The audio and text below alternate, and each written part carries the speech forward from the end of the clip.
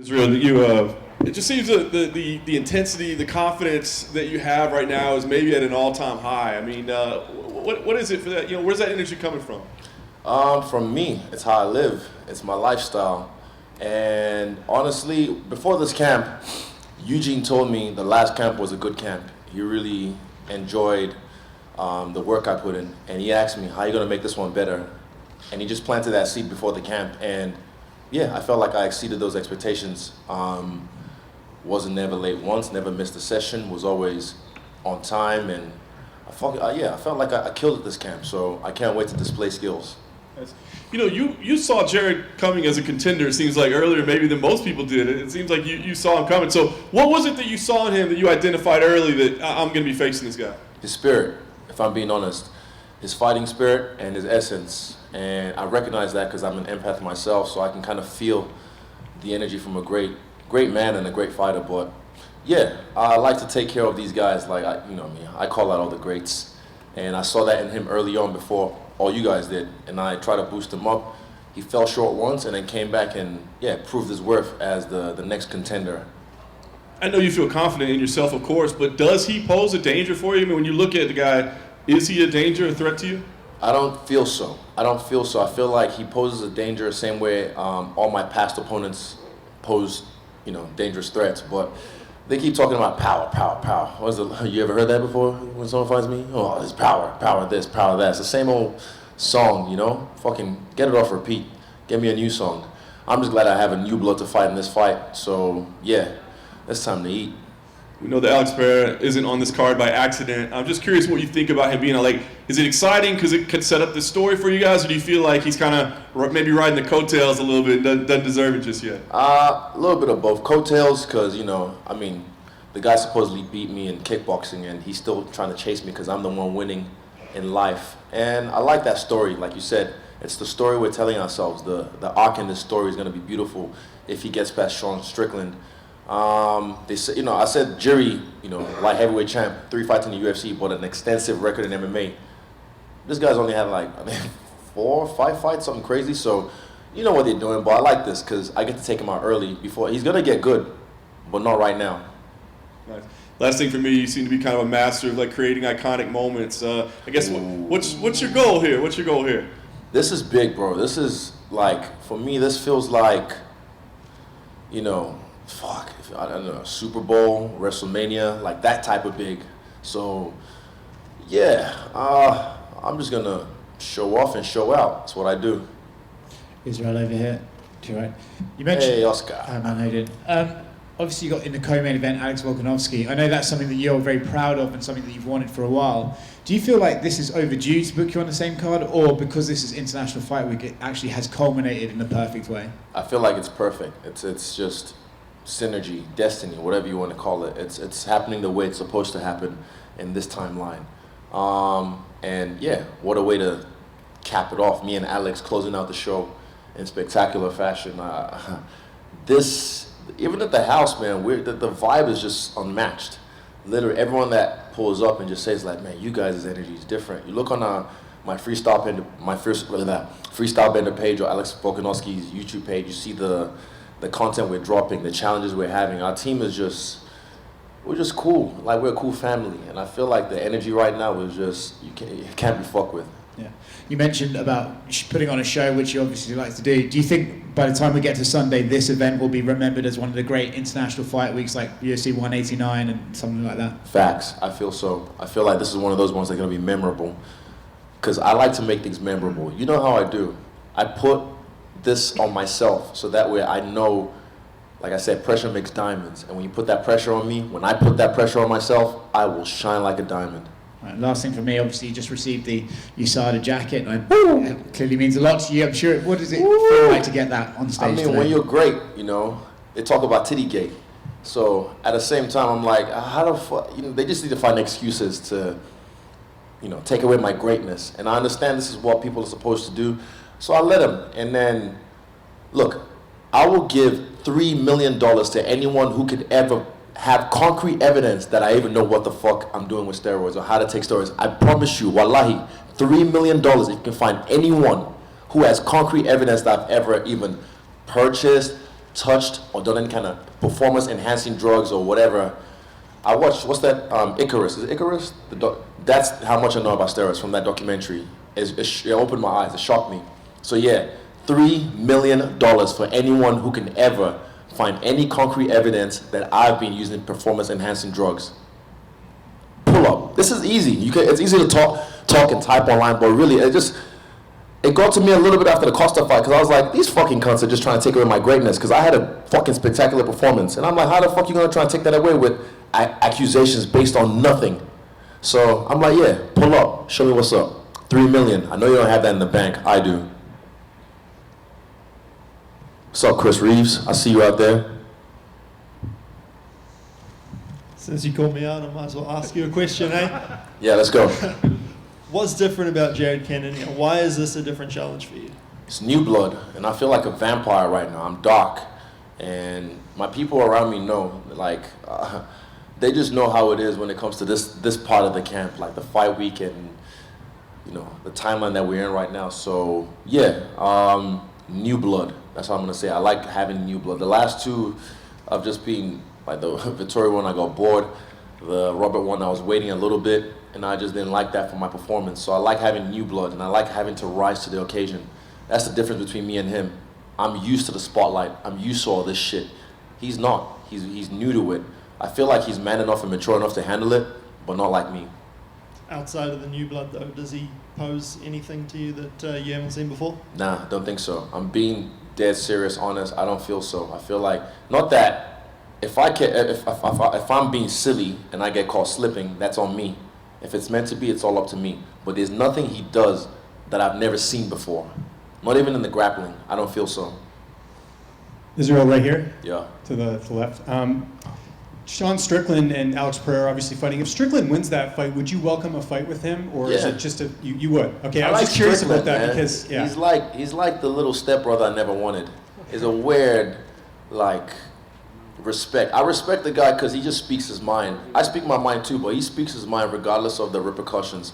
We're under the same paradigm, you know, management team, and yeah, I'm sure sometimes they have headaches with some of the stuff he puts out. But I respect the fact that he speaks his truth, whether I like it or not. He's, you know, freedom of speech in the right and the great off USNA. Yeah, so I respect that. But yeah, he's like the little stepbrother I never wanted. And I saw him last night. He knows what's up. We looked at, you know, we know. He and me knows, yeah. are you surprised he's a betting underdog against Pereira with how much more experience he has in MMA? Underdog. I didn't even know that. But am I surprised? The odd makers do what the odd makers do. Same way I asked you guys who makes the pound for pound rankings and all that shit, all the other, you know, like, no, I never got a straight answer. But also same thing, who makes these odds? What have they done? What do they know? What's their credentials? So they can put the odds at whatever they want. I think, honestly, if I'm being honest, he might get fucked up, Strickland, if he doesn't fight with his ego, he'll get fucked up.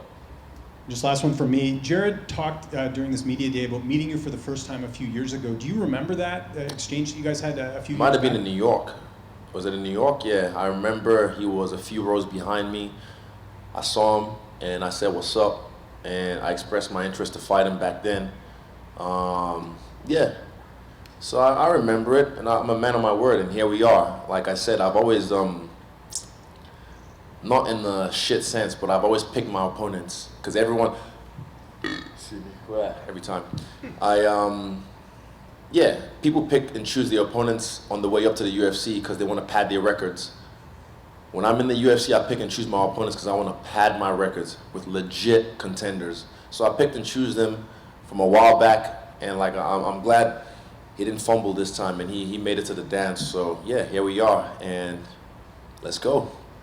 Hi, Izzy, Israel over right here here. to your left. He's been waiting. Hold up. Yeah, Go. You go. You mentioned new blood, and I actually saw Luke Rockhold the other day in California. He said he thinks he's the only one who can beat you at this weight. If he can beat Paulo Costa, is that a fight that could potentially intrigue you? Costa, depends how he beats him. But yeah, he's getting on.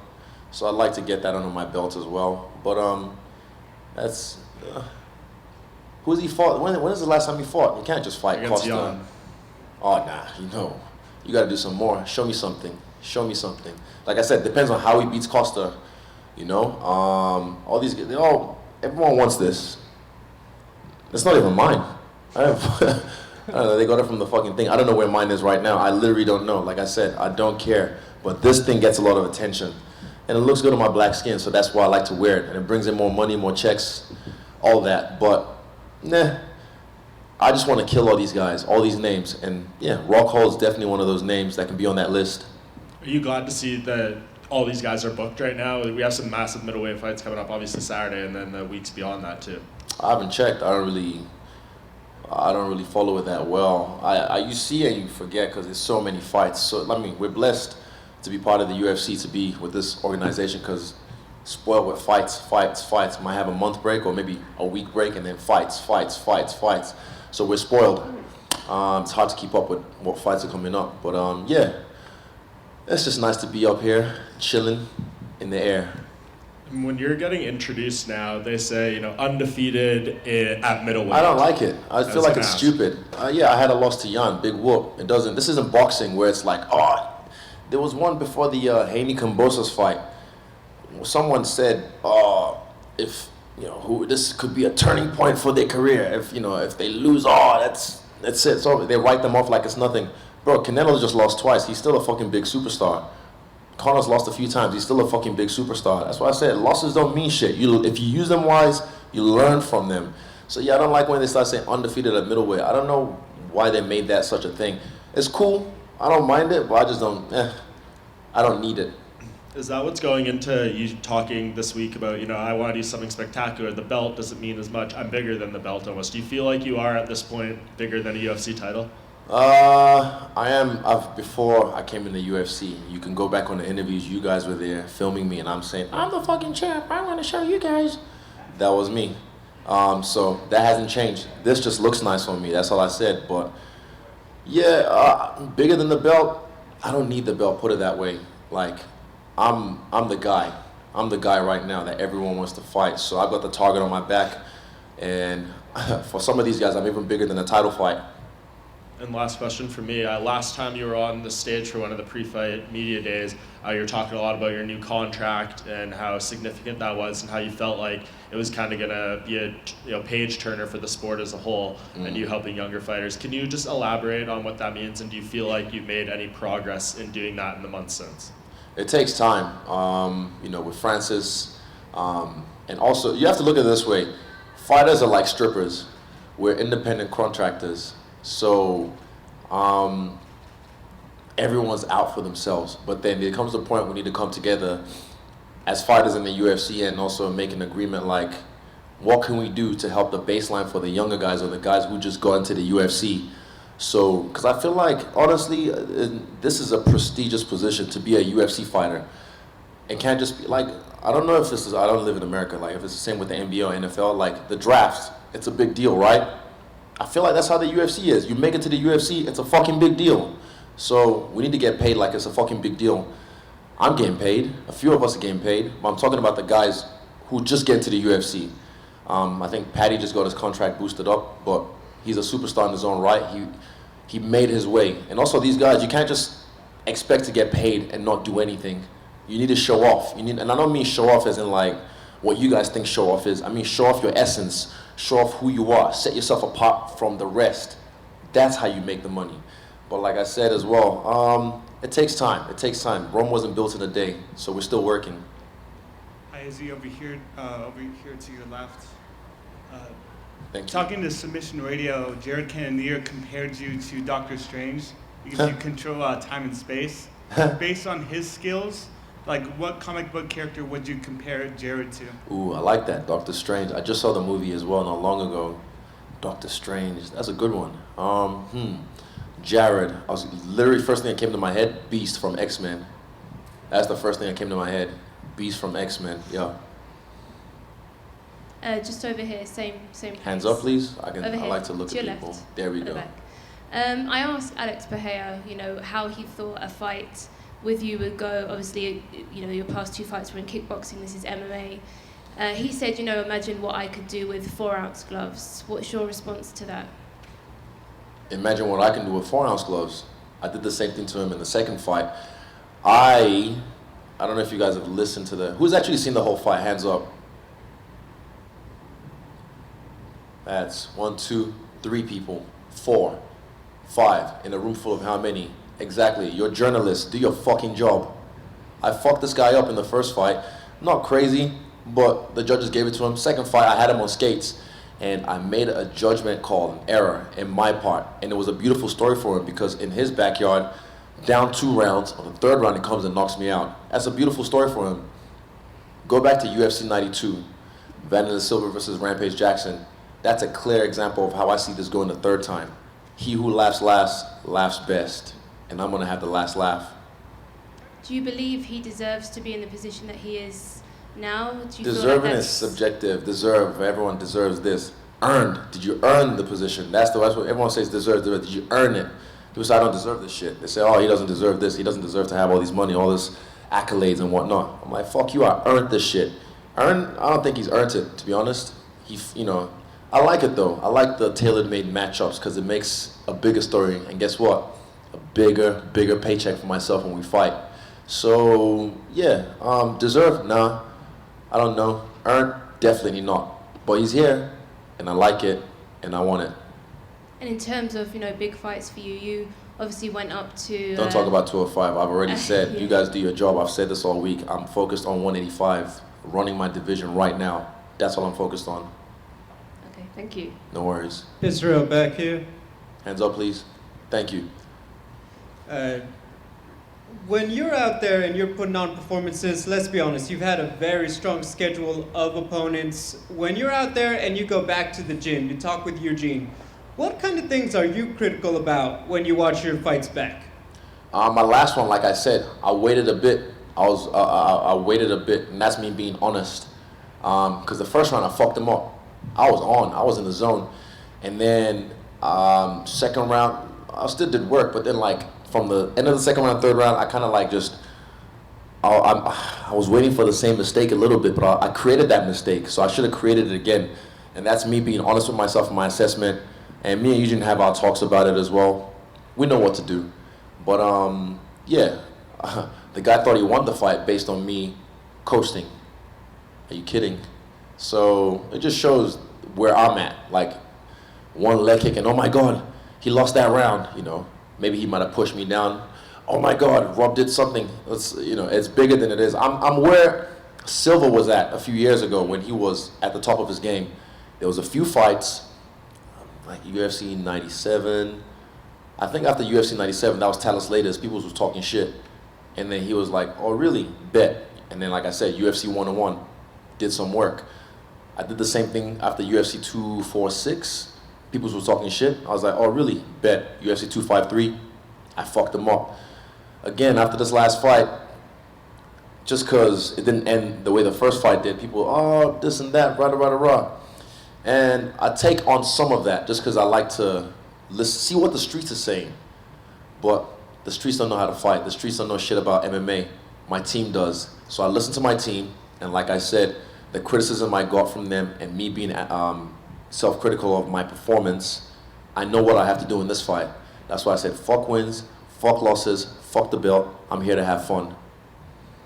My final question, what are you most proud of in your skills in terms of your growth as a martial artist? Because you obviously came in with a lot of talent from kickboxing, but you've gotten even better. What are you most proud of when you think about the work you've put in and what you're now able to accomplish inside the cage? My grappling, that's the thing I'm the most proud of. The fact that I'm a great grappler in this game, and people can't even see that. So yeah, I'm really proud of that. And also my breath work. I've been working with Dave Wood for a while now, and I'm really impressed with the way I can control my mind with my breath. It's crazy. Once you take the red pill on breathing, you can't go back. It's almost impossible to go back because what is it? Know the way and you see it in all things. So yeah, I see everything. Okay, thank you. Any more?